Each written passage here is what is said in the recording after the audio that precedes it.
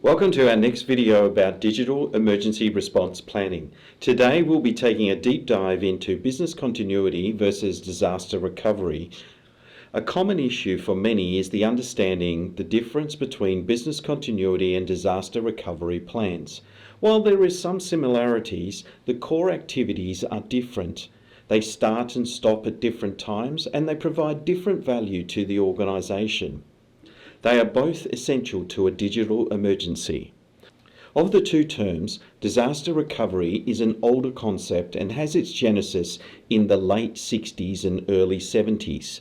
It was a concept that grew out of the significant reliance on mainframes for business information processing. It has held and continues to hold a strong relationship with ensuring computing facilities and systems are restored in the most expeditious manner. NIST in their publication 800-34 describe a series of plans, and it is one of the few standards which provides a definition for a disaster recovery plan. They posit that the purpose of a disaster recovery plan is to document the activities required in the event of an organisation losing their primary data centre or computing facilities. The concept of having two data centres are moving or starting up service in the secondary data center is quite an old concept. It was the primary mechanism for disaster recovery planning for many IT people for many years. However, outside of the banking and finance sectors, many IT teams never had the opportunity to fail over to a secondary data center. Rather, we were left hoping our backups were restorable. Thus, system engineers worth their salt would be able to restore any and all of their servers. They understood their backup technology, and to protect themselves from losing a system, they would typically take their own backup of a server prior to making a significant change. This culture of protecting backups would also be passed on to more junior engineers, with stories of legendary close calls and the occasional losses of data and systems. This emphasis of focusing on the computing facilities, backup and restore processes, and the recovery of servers and systems continues until this day. In another video, I'll describe three main types of DR, that is DR resume, DR restore, and DR rebuild. Each of these activities are important and have different requirements, and if one munges these concepts into a catch-all of DR, it creates a significant amount of confusion. Business continuity, on the other hand, has sprung out of some of the gaps and inadequacies of just focusing on computers in a disaster. Herbain, in his article, describes how business continuity as a concept gained traction in the late 90s and became a significant activity for many businesses. In part, the significant events of 9/11 and the unsettling reality of disastrous events being much closer than we ever thought. Considerable effort has been spent on harmonising the definitions, expectations and activities of business continuity. The ISO standard 22301 has provided many businesses with the opportunity to have one framework which can be utilised across all their locations, whether in your state, nation or overseas. So what is business continuity?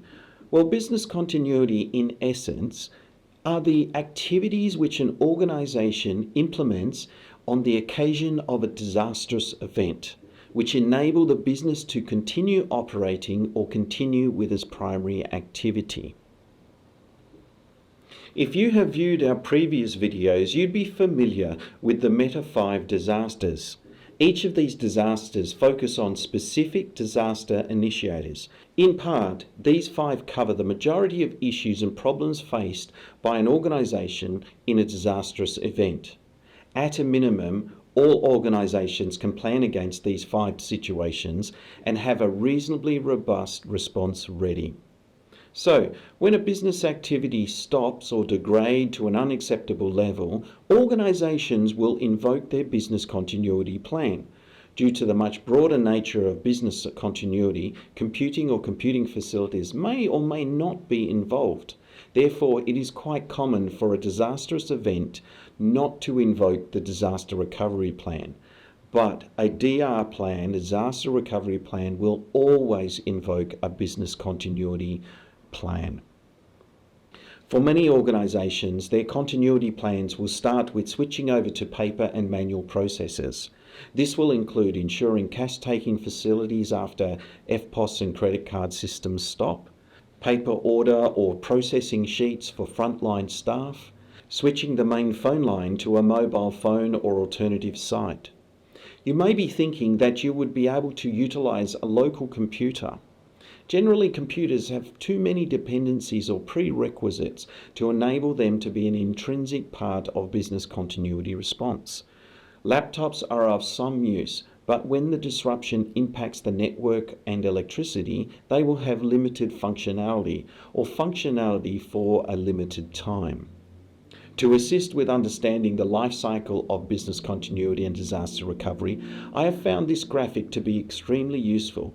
Let me simplify it, and starting from the left-hand side, the system is running along happily and merrily. Something happens to interrupt the smooth operating of a systems or a service. Sometimes this disruption is immediate and obvious, like a lightning strike or a blackout. On other occasions, the degrading of performance evolves and grows to a point that it is clear to staff that there is a problem. Many organisations implement high availability techniques to delay or minimise the frequency of a disrupted service. However, you are not able to engineer around all disruptions. The business lead makes a call to switch to manual processes, and this begins invoking the continuity plan. If it is evident and obvious as to the cause of the disaster, the incident team will be stood up straight away. Sometimes the issue is more pernicious and will take some effort to investigate. For larger organisations, the incident team will begin managing the overall incident, and if and when the DR team are invoked, a separate team will be stood up in parallel. The incident management team will manage the disaster until 100% of the system or services are available and the data backlog has been completed. The DR team, on the other hand, will be active until the agreed system resumption or restoration has been achieved. These are important distinctions as they may affect the measurement of the disaster.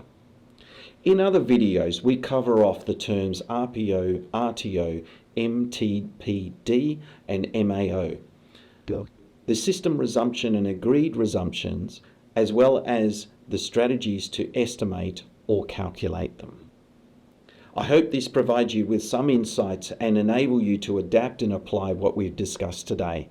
There are differences between business continuity and disaster recovery, especially in their focus and duration, but they do work hand in hand.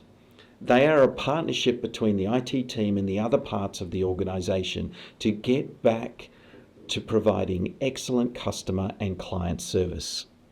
If you need help with developing your business continuity management system, disaster recovery plan, or training in incident management, do not hesitate to reach out to the staff at MultiQ and we will gladly assist. And as always, if you found this video to be useful and like to see more, subscribe and follow us on LinkedIn and Rumble. I look forward to discussing this video further with you in the comments below.